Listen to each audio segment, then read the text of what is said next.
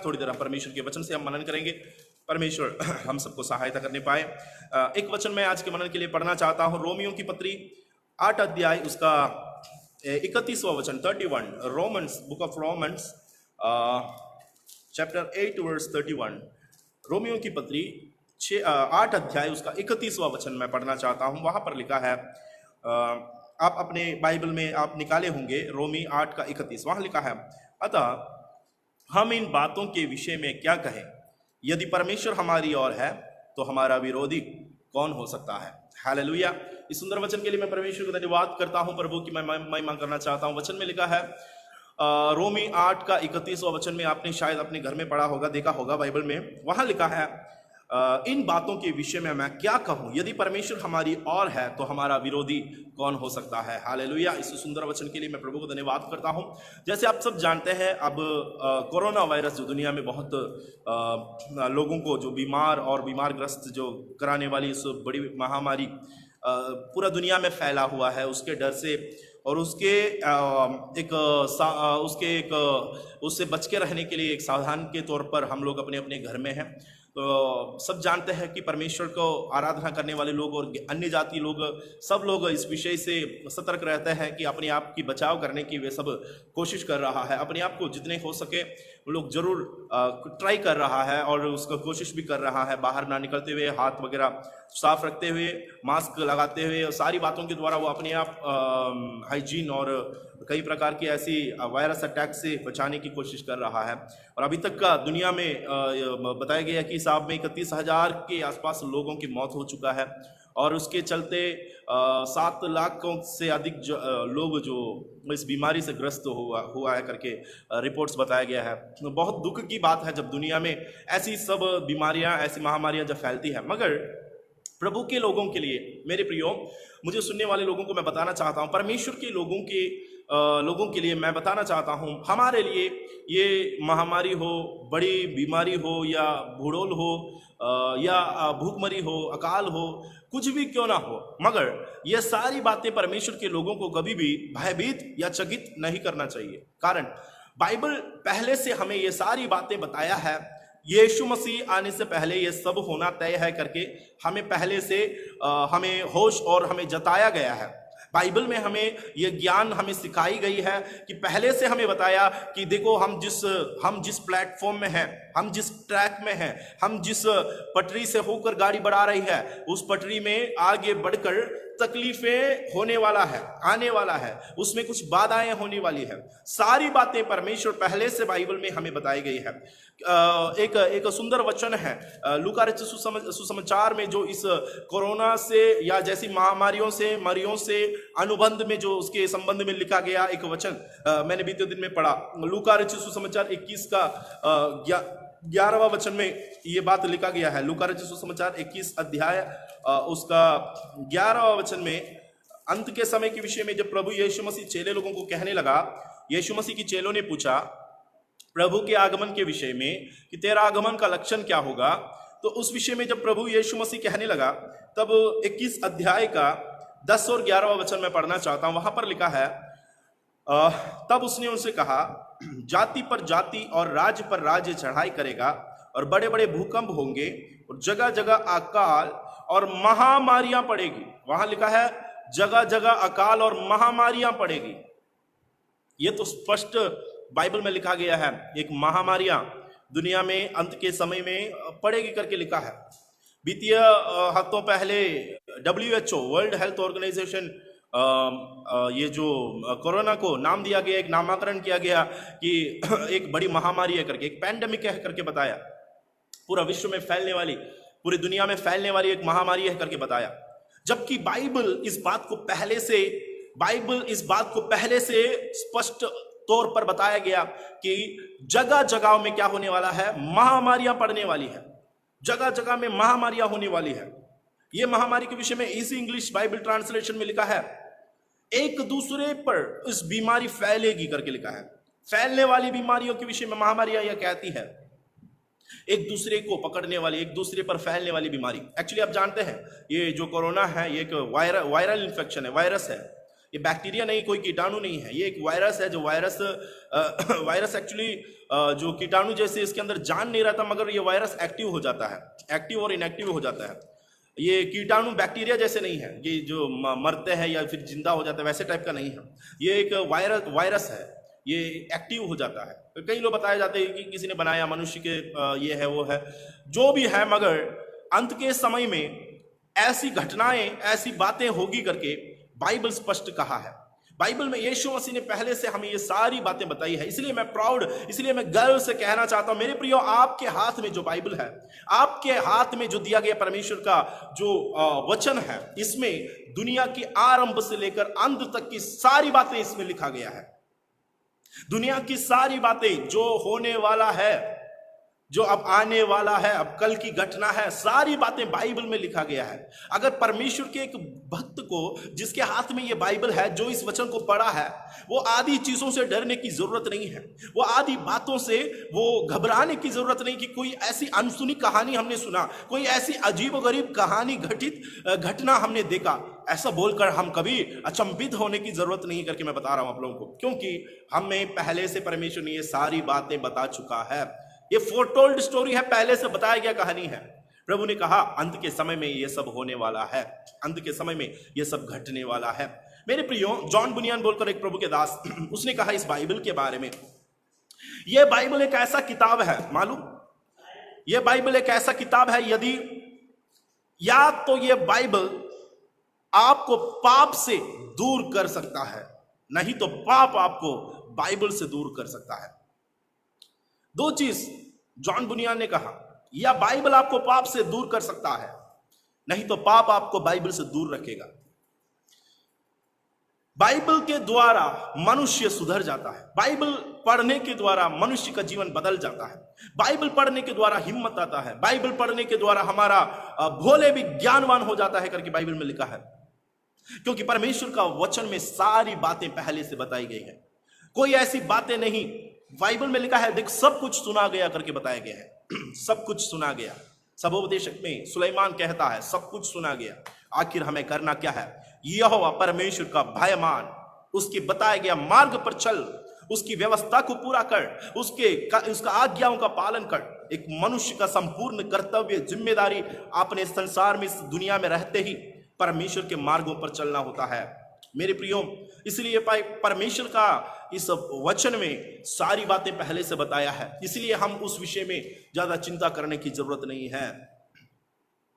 आज मेरा विषय आप लोगों के साथ, यदि परमेश्वर हमारा साथ है तो हमारा बैरी कौन हो सकता है? Who can be against us if God is for us? यदि परमेश्वर हमारा साथ है तो हमारा बैरी कौन हो सकता है?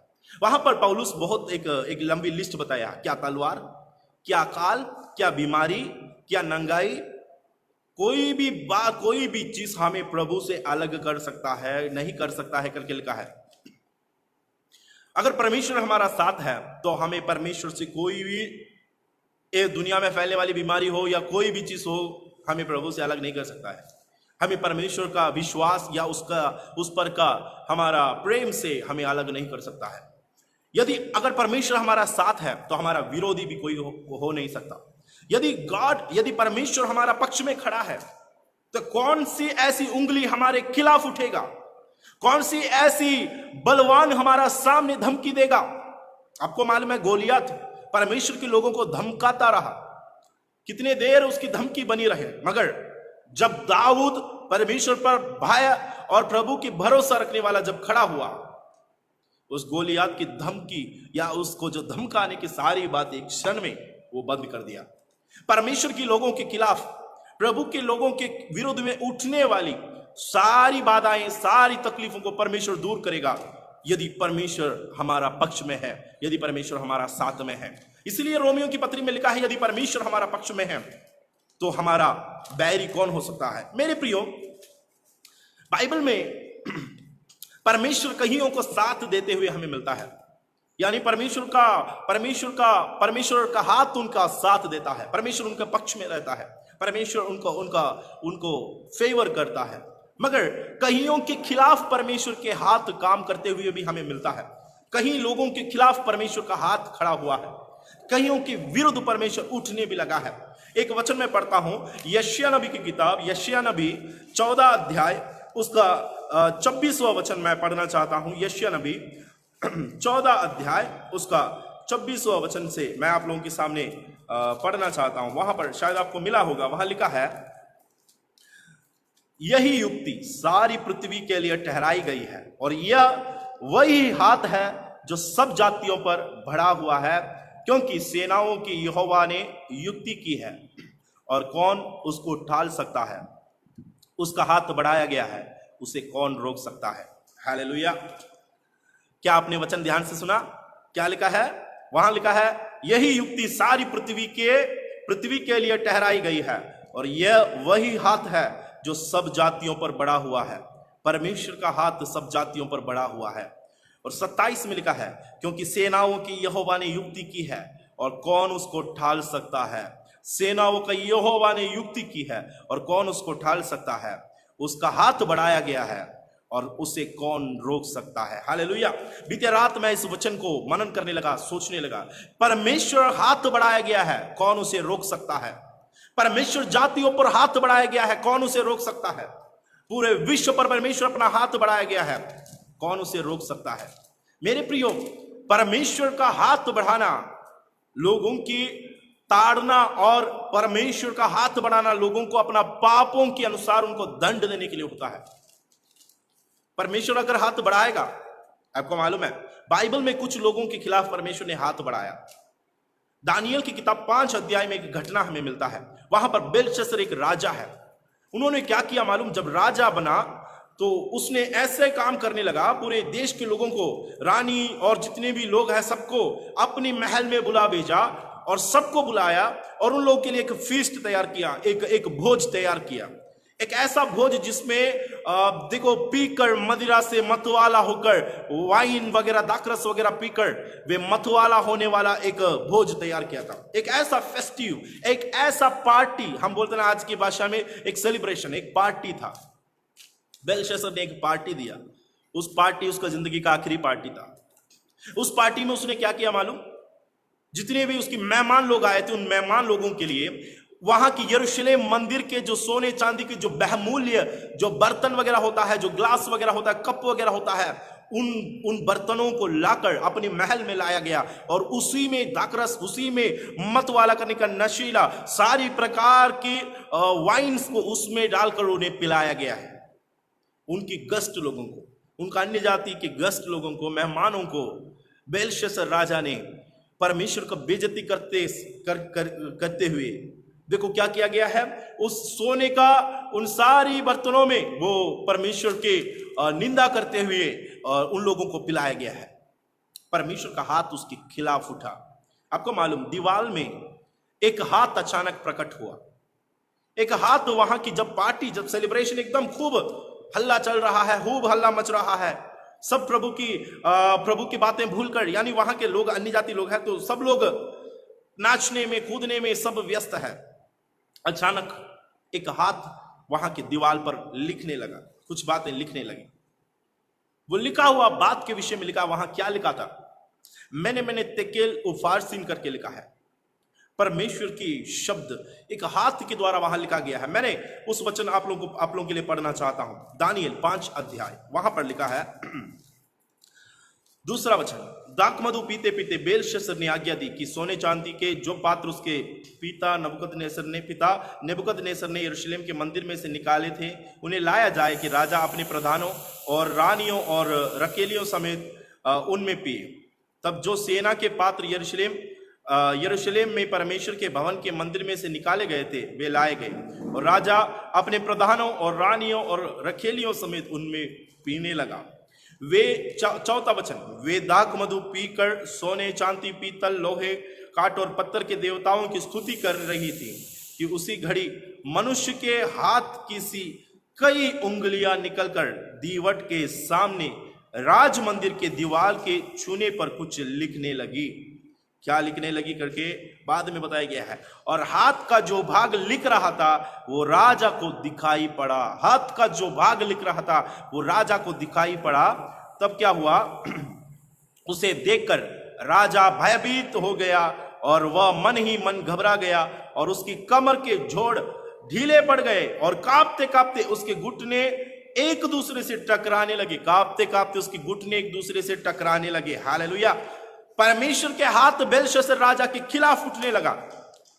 जब राजा ने ऐसी गलतियां, ऐसी निंदा परमेश्वर की करने लगा, तब राजा के खिलाफ परमेश्वर के हाथ उठने लगा। और वहां के लिखी गई बातें क्या है करके 24वां वचन से मैं पढ़ता हूं। वहां लिखा है, तब ही यह हाथ का एक भाग उसी की ओर से प्रकट किया गया है और वे शब्द लिखे गए हैं। जो शब्द लिखे गए हैं वे यह है, ध्यान से सुनिए, मने मने तकेल और ऊपर सीन। इस लेख का अर्थ यह है, मने अर्थात ये परमेश्वर ने तेरा राज के दिन गिनकर उसका अंत कर दिया है गया है। तकेल का अर्थ तू मानो तराजू में तोला गया और हल्का पाया गया है। परेश शब्द का अर्थ लिखा है, तेरा राज बांटकर मादिया और फारसियों को दिया गया है। मेरे प्रियो, राजा जिस वक्त गलती किया, पाप किया, परमेश्वर के हाथ उसके खिलाफ उठने लगा। मने मने तकेल उपारसीन, परमेश्वर का दिन, राज का दिन, परमेश्वर उस राजा का दिन गिनने लगा, उसका अंत लेकर आया परमेश्वर ने। परमेश्वर उस राजा को अपनी तराजू में तोलने लगा, हल्का पाया गया। परमेश्वर ने उसका राज को बांट दिया, मादी और फारसियों को दे दिया गया। यह है परमेश्वर का हाथ उनके खिलाफ उठने का दृश्य। जिस पर परमेश्वर की प्रसन्नता नहीं रहता है, उसके खिलाफ परमेश्वर का हाथ उठता है, उसे परमेश्वर मारता है, वो वहीं पर खत्म हो जाता है। परमेश्वर का हाथ बेलशस्सर राजा के ऊपर उठा, वो वहीं पर उसकी समाप्ति हो गई। हेरोद के विषय में लिखा है नया नियम में, प्रेरितों की किताब 12 अध्याय उसका 23वां वचन में लिखा है, हेरोद राजा के खिलाफ भी परमेश्वर का हाथ उठा था। हेरोद के ऊपर परमेश्वर के हाथ उठा। कैसे? 12 का 23वां वचन में लिखा है, उसी क्षण प्रभु के एक स्वर्गदूत ने तुरंत उसे मारा, क्योंकि उसने परमेश्वर को महिमा ना दी, और वह कीड़े पड़ के मर गया। उसी क्षण हेरोदस राजा पर परमेश्वर का हाथ पड़ा, एक स्वर्गदूत ने उसे मारा करके लिखा है। परमेश्वर के हाथ लोगों के खिलाफ उठता है। उज्जा के विषय में लिखा है, पुराना नियम शमूएल की किताब 2 शमूएल 6 अध्याय उसका 7वां वचन में एक और घटना मैं बताता हूं। ये सब मुझे व्याख्या करते जाने के लिए समय नहीं, इसलिए मैं जल्दी बताते जा रहा हूं। 2 शमूएल 6 अध्याय उसका 7वां वचन में लिखा है, उज्जा के खिलाफ परमेश्वर का क्रोध भड़क गया करके लिखा है। तब यहोवा का कोप उज्जा पर भड़क उठा और परमेश्वर ने उसके दोष के कारण उसको वहां ऐसे मारा कि वह वहां परमेश्वर के संतों के पास मर गया। प्रेरित 12 का 23 में और यहां पर 2 शमूएल 6 अध्याय उसका 7वां वचन में परमेश्वर का क्रोध भड़कता है, प्रभु का हाथ उनके खिलाफ पड़ते हैं। परमेश्वर का क्रोध जब भड़कते हैं, परमेश्वर का हाथ जब लोगों पर पड़ते हैं, क्षण में वो वहीं पर खत्म हो जाता है। मेरे प्रियो, यशायाह नबी की किताब में परमेश्वर ने कहा, मैंने अपने हाथ बढ़ाया है, जाति जातियों पर मैं अपने हाथ बढ़ाया है, कौन उसे रोक सकता है? कौन उसे रोक सकता है? परमेश्वर के हाथ अगर वो बढ़ाया गया है, परमेश्वर कुछों को दंड देने के लिए बढ़ाया है, परमेश्वर कहीं कई जगह में परमेश्वर का न्याय प्रकट करने के लिए बढ़ाया गया है। इस वक्त हम कितना अधिक सावधान रहना है। हमको ये बात को सोचना है अपने जीवन में, क्या मेरे लाइफ में, क्या मेरे जीवन में परमेश्वर का हाथ मेरे पक्ष में है या मेरे विरुद्ध में उठा है? क्या परमेश्वर मेरे पक्ष में खड़ा है? क्या मैं परमेश्वर के साथ में है? अब्राहम लिंकन एक बार कहने लगा, मेरा चिंता बस यही है कि मैं किसके पक्ष में खड़ा हूं सोचकर नहीं, मगर परमेश्वर किस पक्ष में खड़ा है, क्योंकि परमेश्वर हमेशा पॉजिटिव पक्ष में ही खड़ा रहता है। परमेश्वर हमेशा पॉजिटिव साइड में खड़े रहता है, वो ऑलरेडी राइट साइड में खड़े रहता है। तो परमेश्वर क्या मेरे साथ है? क्या परमेश्वर क्या मेरे पक्ष में खड़ा है? मेरे प्रिय, परमेश्वर अगर हमारा पक्ष नहीं है तो हमारा खिलाफ परमेश्वर का हाथ उठेगा। वो विश्वासी हो, अविश्वासी हो, चर्च जाने वाले हो, ना जाने वाले हो, चर्च जाकर भी परमेश्वर को देने की जो महिमा हम नहीं देते हैं, जितना मन फिराव परमेश्वर हमसे चाहता है, वो मन फिराव हमारे अंदर जब प्रकट नहीं होता है, हमारे अंदर ये नहीं होता है मन फिराव, और नकली मसीह बनकर हम सिर्फ कुछ मतलब से प्रभु के पीछे जब भागने लगता है, तो अभी परमेश्वर हमारा साथ देगा करके कभी उम्मीद मत लगाना। परमेश्वर सचमुच में हमारा जीवन से कुछ चाहता है, नहीं तो बुरी घटनाएं दुनिया में होगी, नहीं तो विपत्ति का दिन आएगा, नहीं तो परमेश्वर का हाथ पड़ेगा। लूका रचित सुसमाचार में एक घटना है, लूका रचित सुसमाचार 13 अध्याय, लूका रचित सुसमाचार 13 अध्याय उसका पहला वचन से। उस समय कुछ लोग आ पहुंचे और उससे उन गलीलियों की चर्चा करने लगे जिनका लहू पिलातुस ने उन्हीं के बलिदानों के साथ मिलाया था। यह सुन उसने उनसे उत्तर में यह कहा, क्या तुम समझते हो कि ये गलीली और सब गलीलियों से अधिक पापी थे कि उन पर ऐसी विपत्ति पड़ी? मैं तुमसे कहता हूं कि नहीं, परंतु यदि तुम मन ना फिराओगे तो तुम सब इसी रीति से नष्ट होंगे। या क्या तुम समझते हो कि वे 18 जन जिन पर शीलोह का गुम्मट गिरा और वे दबकर मर गए, यरूशलेम के और सब रहने वालों से अधिक अपराधी थे? मैं तुमसे कहता हूं कि नहीं, परंतु यदि तुम मन ना फिराओ तो तुम सभी भी इसी रीति से नष्ट होंगे। दो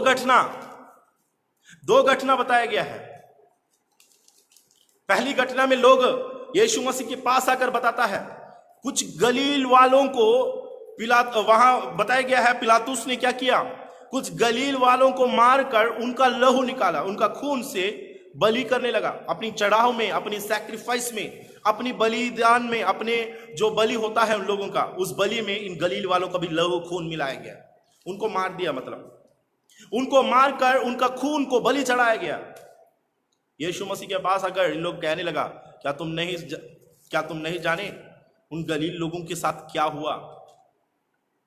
और दूसरी घटना, शीलो के गुम्मट गिरा अचानक और 18 लोगों का मौत हो गया। शीलो का गुम्मट गिरकर 18 लोगों का मौत हो गया।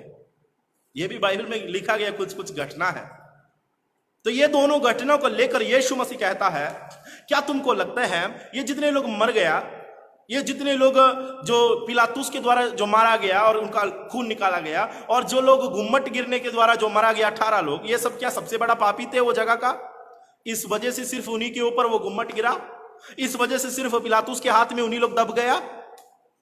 क्या बाकियों से भी ये बड़ा पापी होने के कारण उन्हीं लोगों को परमेश्वर ने मार डाला गया? यीशु मसीह कहता है उसके जवाब में, यह सिर्फ इसलिए नहीं, यदि हम मन नहीं फिराएंगे तो, यदि हम परमेश्वर की ओर नहीं फेरेंगे तो हम में से हर कोई ऐसे ही नष्ट हो जाएंगे।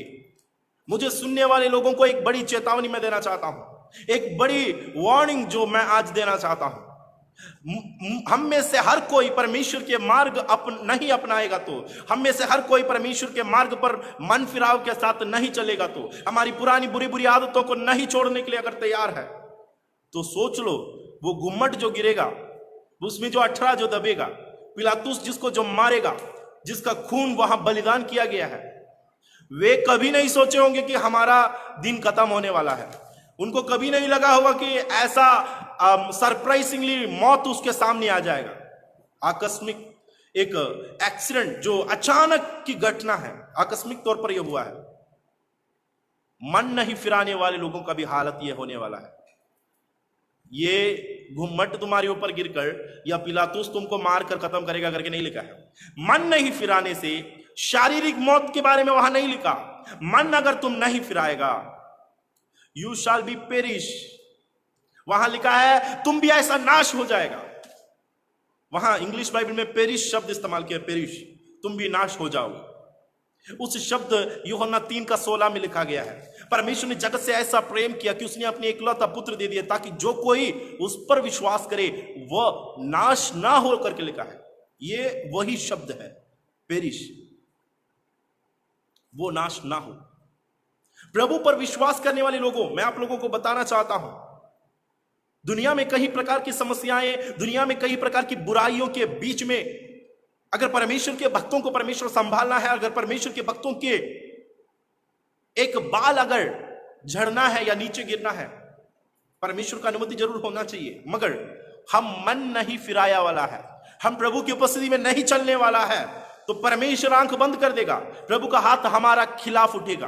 वो विश्वासी हो, वो कलीसिया जाने वाले हो, कोई भी क्यों ना हो, पैदाइश मसीह हो, कोई फर्क नहीं पड़ता। हमारा भी हालत उन लोगों के समान, हम भी दब जाएंगे करके परमेश्वर वचन में लिखा है। मन फिराव हमारा जीवन में कितनी बहुमूल्य बात है। विश्वासियों को परमेश्वर संभालता है। आपको मालूम है नूह का जहाज को परमेश्वर ने इतनी बड़ी बाढ़, इतनी बड़ी जल प्रलय के मध्य में परमेश्वर ने संभाल कर रखा। इतनी बड़ी जल प्रलय के बीच में परमेश्वर ने नूह का जहाज को संभाला। चारों तरफ जब परमेश्वर का क्रोध, परमेश्वर का हाथ खिलाफ उठा हुआ है, तब एक परिवार के लिए परमेश्वर का हाथ उसके पक्ष में गया। सोदम और अमोरा को परमेश्वर जब नाश कर रहा था, एक परिवार पर परमेश्वर को दया प्रकट हुई। मगर ये लूत की घटना में आप जरा देखिए, लूत का बीवी पर परमेश्वर की दया जरूर प्रकट हुई, मगर मार्ग में वो नष्ट कर दिया। वो मार्ग में अपने रास्ता को खो दिया। मैं बताना चाहता हूं, एक शिपरक हुआ जिसकी जहाज टूट गई।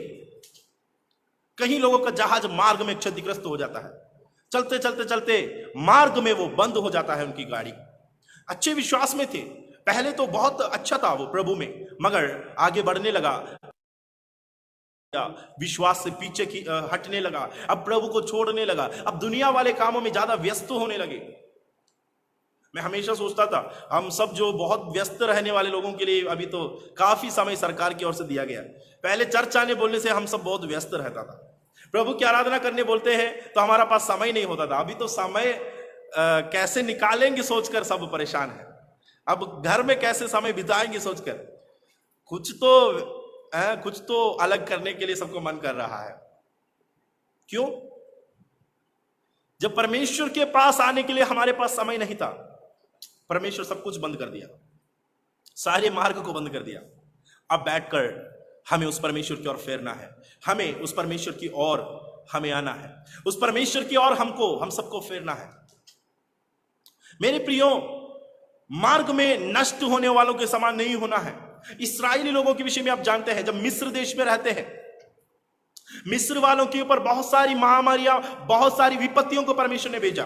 उन सबके बीच में इस्राएलियों को सुरक्षित रखा, उन सबके मध्य में इस्राएलियों को परमेश्वर ने अलग से रखा। मेमना वध हुआ, उस मेमने के लहू के द्वारा संहार दूत जो हर एक घर की पहलोटे को मार डालता था, वो संहार दूत भी इस्राएलियों को घर को छूने भी नहीं पाया। क्यों? क्योंकि परमेश्वर की सुरक्षा उनके साथ है। मगर यही इस्राएली लोग जो मिस्र में पड़ा हुआ विपत्ति, महामारी, संहार दूत के हाथ से बच निकला, मगर मार्ग में परमेश्वर के द्वारा मारा गया है। मिस्र देश से निकले हुए में से कितने लोग वायदा के कनान देश में प्रवेश किया? जो लोग मिस्र देश से बच निकला, मगर वायदा की कनान देश में प्रवेश नहीं कर पाया। मार्ग में वे नष्ट हो गया। मार्ग में नष्ट होता है। लूत कभी भी मार्ग में नष्ट हो गया। पौलुस कहता है, पहला तीमुथियुस पहला अध्याय इसका 19वां वचन में जरा लिखा है, हुमेनियुस के विषय में लिखा है, सिकंदर के बारे में लिखा है, दोनों का जहाज टूट गया करके लिखा है। पहला तीमुथी पहला अध्याय 19वां वचन में लिखा है, उनका शिपरैक हो गया करके लिखा है, वे मार्ग में नष्ट हो गया। झूठे शिक्षा फैलाने लगा, एक दूसरा पौलुस को सताने लगा, परमेश्वर के खिलाफ मार्ग में वे नष्ट हो गया।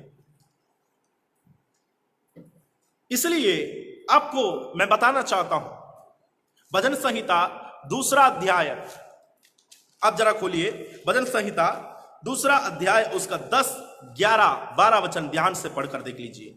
भजन संहिता 2 अध्याय उसका 10, 11 और 12वां वचन मैं पढ़ता हूं आप लोगों के लिए। इसलिए अब हे राजाओं बुद्धिमान बनो, हे पृथ्वी के न्यायियों ये उपदेश ग्रहण करो, डरते हुए यहोवा की उपासना करो और कांपते हुए मगन करो। 12वां वचन में लिखा है, पुत्र को छूमो, ऐसा ना हो कि वह क्रोध करे और तुम मार्ग ही में नष्ट हो जाए, क्योंकि क्षण भर में उसका क्रोध भड़कने को है। धन्य है वे जिनका भरोसा उस पर है। हालेलुया। कितनी अच्छा वचन लिखा है, कितनी बड़ी सच्चाई वहां लिखा गया है। आज की इस वर्तमान की समय का बीमारी, महामारी और समस्या और दुनिया जो दब रहा है, इन सारी विषय के मध्य में मैं बताना चाहता हूं भजन संहिता 2 अध्याय उसका 10, 11, 12वां वचन में देश देश के राजाओं को, न्यायियों को परमेश्वर की ओर से ऐलान है, बुद्धिमान बनो, परमेश्वर के उपदेश को ग्रहण करो, इस संदेश को सुनो। यहोवा क्या कहना चाहता है? परमेश्वर यह कह रहा है, पुत्र को चूमो, किस द सन, पुत्र को चूमो। मतलब यह पुत्र हमारा प्रभु यीशु मसीह है, जो परमेश्वर का पुत्र बनकर इस संसार में आया। उस पुत्र को क्यों चूमना है? क्योंकि परमेश्वर को क्रोध भड़कने पर है, क्षण भर में भड़क उठता है। तो पुत्र को चूमो, तो कहीं ऐसा ना हो कि हम मार्ग में नष्ट हो जाए। यदि पुत्र को हम चूमेंगे या पुत्र के साथ हम रहेंगे या उससे गले लगे रहेंगे, हम नष्ट नहीं होगा। यही वचन है यूहन्ना 3:16, पुत्र पर विश्वास करने वाला नष्ट नहीं होता है। परमेश्वर ने अपने पुत्र को क्यों संसार पर भेजा? यीशु मसीह पर विश्वास करने के लिए और उसके मार्ग पर चलने के लिए। वो सिर्फ एक धर्म की गुरु नहीं है, वो सिर्फ एक समाज का एक गुरु नहीं है, वो पूरा दुनिया का ईश्वर है, वो पूरा दुनिया का प्रभु है, वही करता है, उसी ने सब कुछ बनाया। इसलिए मुझे सुनने वाले लोगों, परमेश्वर का वचन में स्पष्ट लिखा है, कहीं मार्ग में हम नाश ना हो जाए, इसलिए हमें पुत्र के साथ लगे रहना है, पुत्र के साथ लगे रहना है, ताकि परमेश्वर हमारा पक्ष में हो जाए, परमेश्वर हमारा साथ देने पाए। मुझे बताने के लिए समय नहीं, कहीं जगह में वचन में यह लिखा है, यहेजकेल नबी की किताब में लिखा है, यहोवा का हाथ मुझ पर आया। कितनी अच्छी बात है। 33 अध्याय, 37 अध्याय, हर जगह में लिखा है यहोवा का हाथ मुझ पर आया। The Lord's hand was upon me, परमेश्वर का हाथ मुझ पर था। कहीं हिंदी में सामर्थ लिखा है, सामर्थ नहीं, एक्चुअली परमेश्वर का हाथ है। परमेश्वर का हाथ मुझे ले गया, प्रभु का हाथ पक्ष में यहेजकेल नबी के साथ। पौलुस लिखा है तीमुथियुस में, जब कोई हमें साथ नहीं दिया उस न्यायाधीश के सामने सभा में, मगर परमेश्वर हमारा पक्ष में, हमारा साथ में खड़ा रहा। यूसुफ के अनुभव से यूसुफ कहेगा, जब हर कोई हमें छोड़ दिया, भाई लोगों ने, पिता, माता और हमारा मालिक लोग, सब कोई एक साथ हमारा खिलाफ उठने लगा, एक ही जन हमारा साथ, वो हमारा परमेश्वर है, एक ही हमारा साथ खड़ा रहता है। अगर वो हमारा साथ रहेगा, हमारा बैरी कोई भी नहीं हो सकता है। चाहे कितने भी दबाने की कोशिश करो, चाहे कितने भी आपको परेशान करने दो, फिर भी आप नहीं दबेगा, क्योंकि परमेश्वर आपके पक्ष में खड़ा है, परमेश्वर आपके साथ खड़ा है। मेरे प्रियो, आज मुझे सुनने वाले लोग, आप अपना जीवन को जरा जांच कर देखो, आप अपने मन, अपनी कॉन्शियस, अपने जीवन को जरा सोच कर परख कर देखो। कहीं ऐसा ना हो कि आपकी दौड़ में आधी रास्ते में आप भी क्षतिग्रस्त हो जाए, आपकी मार्ग भटक जाए, या आपका जहाज डूब जाए, आपका भी जहाज डूबने ना पाए। 1912 में अटलांटिक ओशन में टाइटैनिक नाम का एक जहाज डूब गया। उसका कैप्टन स्मिथ कहीं चेतावनियों को, वार्निंग्स जो पहले दिया गया, उन सारी चेतावनियों को उन्होंने अनसुनी करके गाड़ी आगे बढ़ाया। कहने लगा ये तो कभी अनडूबी जहाज है, ये जहाज को कोई डुबा नहीं सकेगा करके उसका दावा था। लगभग 2200 लोगों के आसपास लोग उस जहाज में पहली सफर, उसका फर्स्ट ट्रिप में उस जहाज में थे। इतनी सारी चेतावनियां मिला, फिर भी नहीं सुना, गाड़ी आगे ही बढ़ाते गया, और अटलांटिक ओशन का एक आइसबर्ग में वो टकराते हुए उस जहाज जब वहां डूब गया, करीबन 1500 से 1600 के आसपास लोगों की मौत हो गया। 1523 या 24 लोगों के आसपास उस दिन गायब, समुद्र के नीचों नीचे। कारण क्या है? कहीं लोग दोष किस पर लगाता है? वह सामने जो आइसबर्ग आया है उसमें टकराया, इस वजह से हुआ क्या? जहाज को कंट्रोल करने के लिए, नियंत्रण करने के एक एंकर जो रहता है, वो लगा सकता था, या आधे रास्ते में उसकी सफर बंद कर सकता है, नहीं किया। मेरे प्रियो, हमारा सफर एक ऐसी सफर है जो अंत तक हमें सावधानी से दौड़ना है। विश्वास में निकल पड़ा है तो हमें एक एक कदम सावधानी से आगे बढ़ाना है, नहीं तो मार्ग में नष्ट होने वालों की गिनती में, लिस्ट में हमारा भी नाम होगा, उसमें हमारा भी नाम आएगा। यदि परमेश्वर हमारा साथ है तो हमारा बैरी कौन हो सकता है? मैं इसको उल्टा पूछता हूं, यदि परमेश्वर हमारा साथ नहीं है, यदि परमेश्वर हमारा पक्ष में नहीं है, सारी चीज, सारी बात हमारा बैरी होगा। सब कुछ हमारा विरोधी होता है, सब कुछ हमें दबा सकता है। एक छोटी सी चींटी तक काफी है हमें गिराने के लिए। यदि परमेश्वर हमारा साथ नहीं देता है, यदि परमेश्वर हमारा पक्ष में नहीं है, तो दुनिया में हम रहने के पीछे कोई उद्देश्य या कोई मतलब नहीं। मेरे प्रियो, मुझे सुनने वाले लोगों, मैं आज इस वचन के द्वारा आपसे सवाल करना चाहता हूं, आपसे यह प्रश्न करना चाहता हूं, क्या आपके साथ परमेश्वर की उपस्थिति है? क्या आप परमेश्वर के पक्ष में खड़ा है या परमेश्वर आपके पक्ष में है? आप अपने जीवन को परख कर देखें। आइए हम सुने वचन के अनुसार अपनी आंखों को बंद करेंगे, हम थोड़ी देर प्रार्थना करेंगे। प्रकाशित वाक्य 3 अध्याय उसका 10वां वचन में परमेश्वर का वायदा है, पूरी दुनिया को परखने का दिन के, जिस दिन पूरी दुनिया को परखेगा उसके बीच में मैं तुम्हें संभालूंगा, उसके मध्य में मैं तुम्हारी रक्षा करूंगा।